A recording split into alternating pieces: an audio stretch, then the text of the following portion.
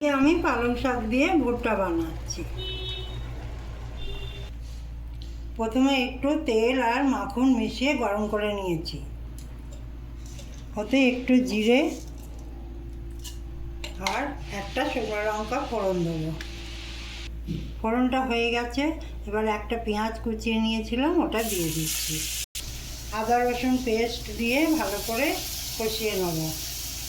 Half চামচে করে হলুদ ধনে জিরে দিয়ে দিচ্ছি।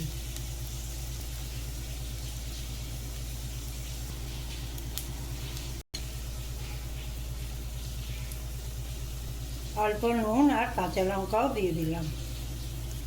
6-7টা কাজুর পেস্ট করে নিয়েছি, ওটাও দিয়ে দিলাম। আমি একটু পালং শাক গরম জলে ধুয়ে নিয়েছি, এবার এটা পেস্ট করছি। এবার এতে ভুট্টাগুলো দিয়ে দিচ্ছি। এবার পালং শাকের পেস্টটা অ্যাড করে দিচ্ছি।